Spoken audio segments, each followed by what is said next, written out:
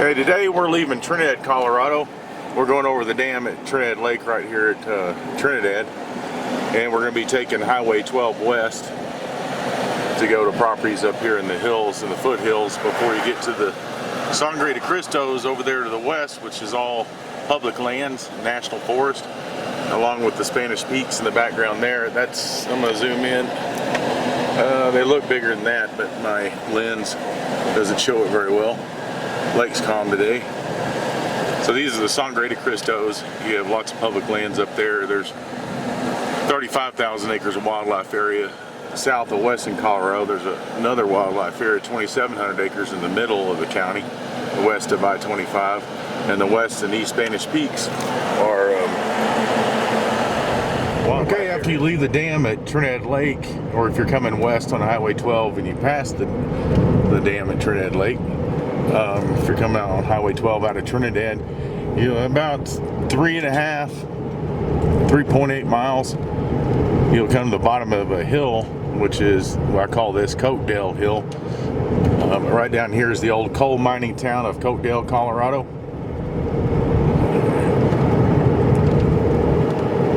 And we'll be passing that, going to this property today, the first property in Longs Canyon Ranch, and it's 60-something acres. There's the old coke ovens. You can see it through my dirty window. You can see Fisher's Peak in the background back there. And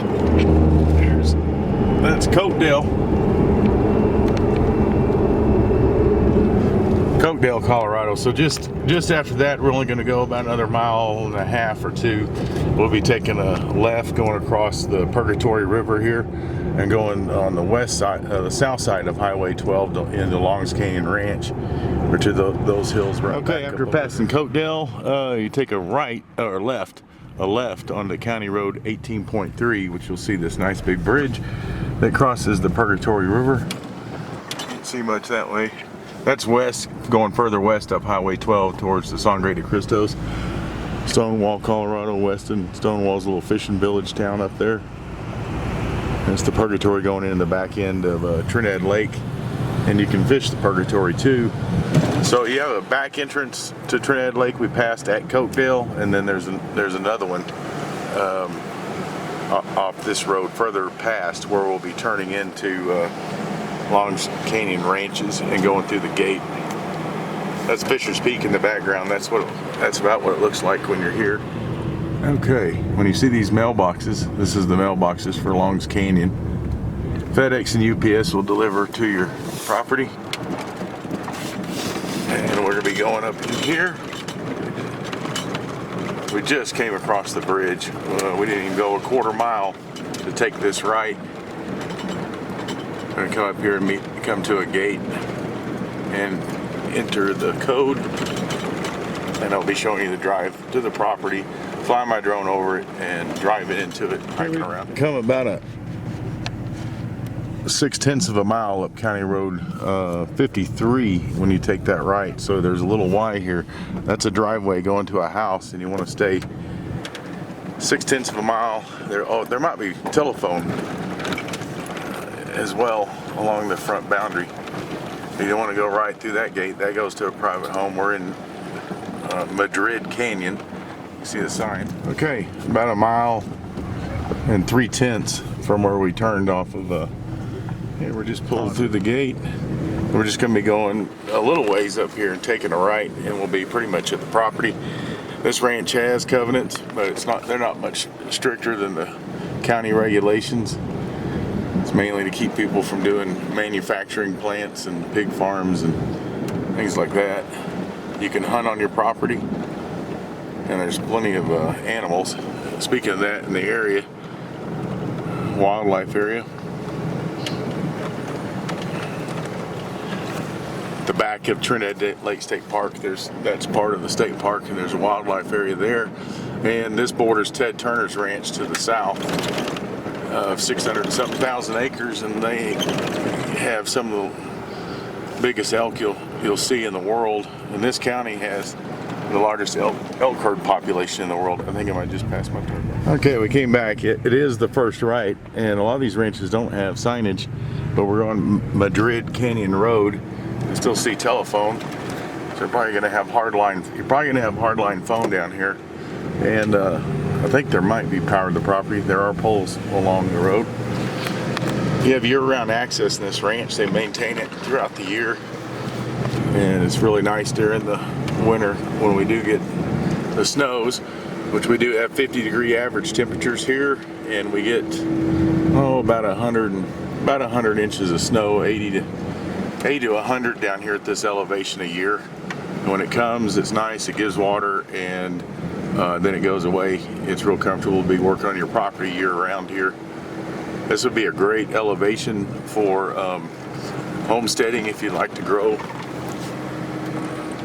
gardens, and or you could use livestock on this property and fence it pretty easily, at least back to the main back drainage area. 39, you can see a white water tank way up on that hill up there. You know, you're headed to the property still after you pass that greenhouse.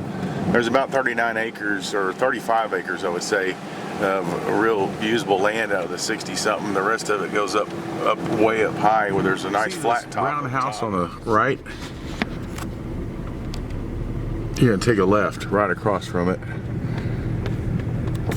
and there's a underground power box right there, and there's some pink flagging on it. So everything on our left is track 22, and this ridge right here, we're gonna be on track 22 when we get up the top, because this is cutting across a parcel, and this is an old gas well road that's shared between these two owners so they can access their properties, which are on this side.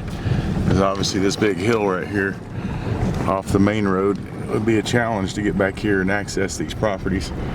So this goes to another gas well further back down in there, but it gives you good access, this road, down to the creek area back below, and the property goes way back up there on that hill, the 62 acres. So out of this front portion from the creek all the way to the front road, you can see how flat that higher portion is. If you get up there, you're gonna have nice views. You could build something up there, but here's a little cabin. But there's about 35 acres, I would guess, is the way I measured it out, kind of rolling usable land down in here. And it goes all the way down to the dry seasonal creek bed, and anytime we have rains, it's flowing. But then the land goes way up there. Here's this old gas well. So electricity is along the main road.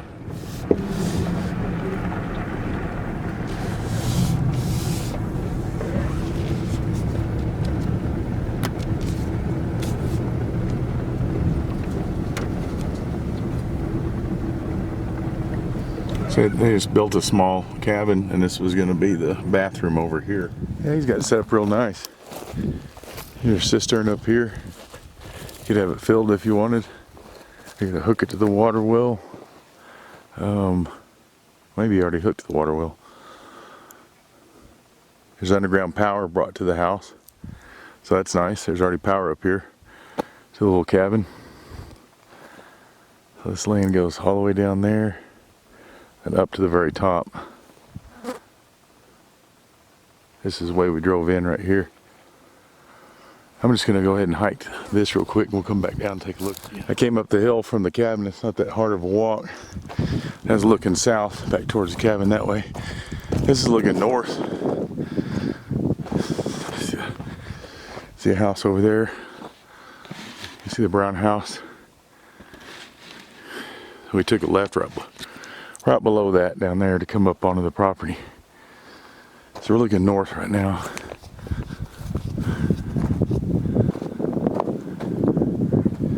You see Fisher's Peak around the corner there. So you have to walk along this ridge that way to get a better shot.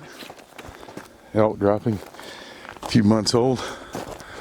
So we just come up off the highest ridge on the northern end of the property.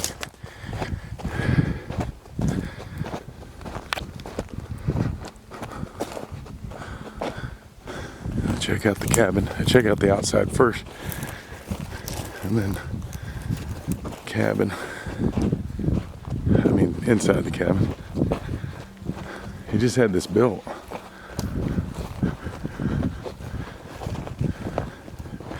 It's like a hardy board on the outside. That's great because it's not going to deteriorate in the sun.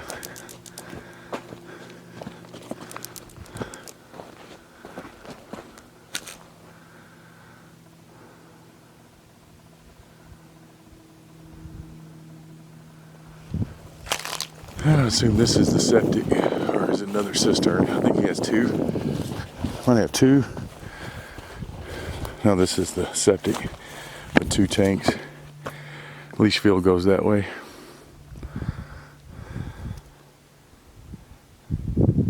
Didn't finish priming there yet.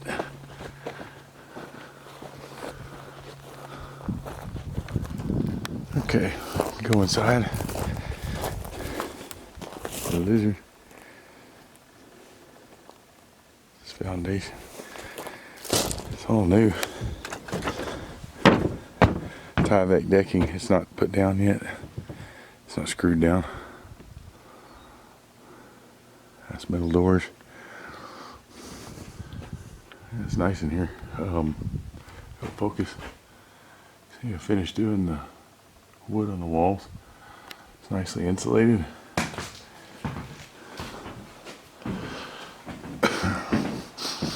It smells like all new wood, tongue groove wood, spray insulated.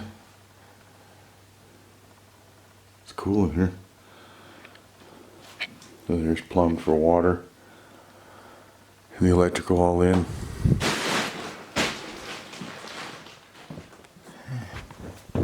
Just going into the, check out the bathroom. It's not real big. It's insulated. Plenty of lights. So you'd have a sink here. There's a water heater, it's not installed. And toilet looks to be installed along with the sink. Okay, water well's right down here, and it's pretty.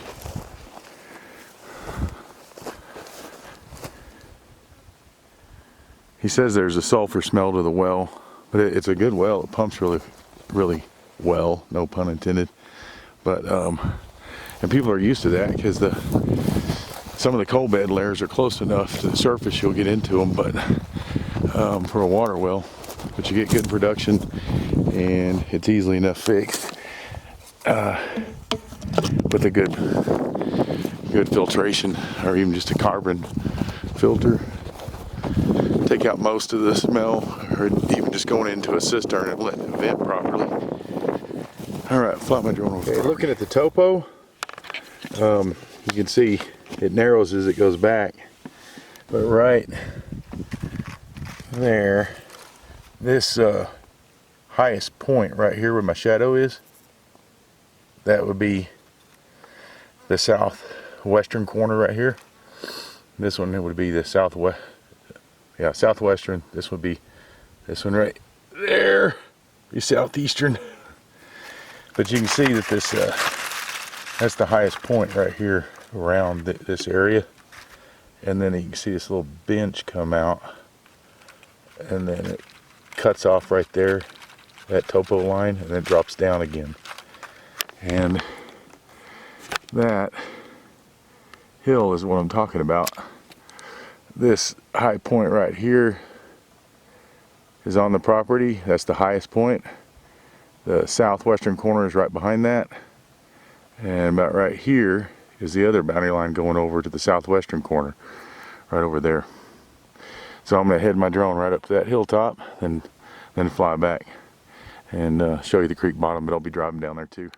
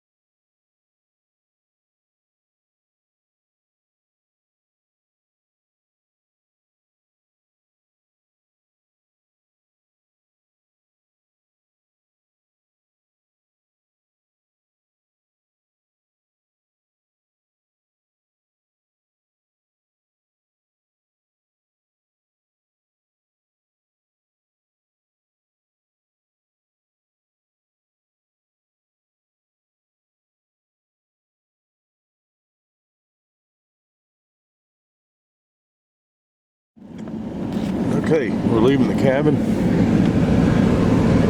There's a road that takes off to the right, goes to the next door neighbors.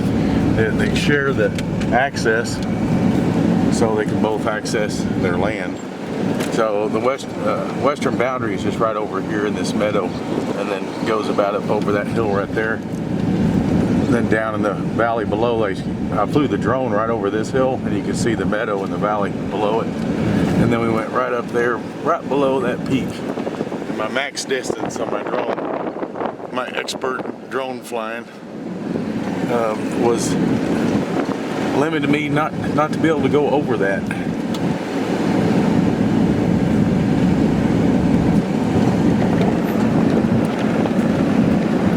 You can see Fisher's Peak, and I don't have it zoomed in. You can see it from the meadow. We just turned around in the creek bottom down there. I'm just going to run over here and see if I can oversee that valley we flew over. This is on the property and then headed out. It's nice in here. Should be elk and deer. Won't be any problem. Very private back in here. Here, coming to the edge. We're further down. Oh wow, there's a little ruin back in here. Huh. I don't know if this is on the property, but it's pretty close.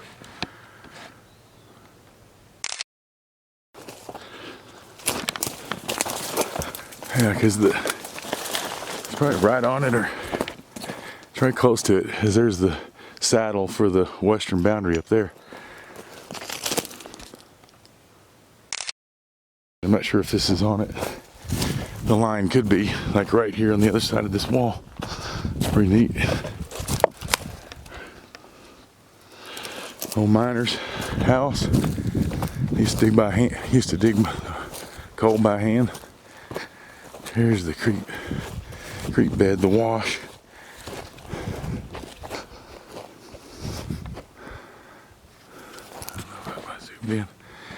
Can't see the meadow area back behind the trees there. It widens out back up there. We flew over it with the drone. Okay, I'll head back. We're gonna drop out. Okay, we're just headed back out. As we come over this rise, we'll be back down on the Madrid Canyon Road.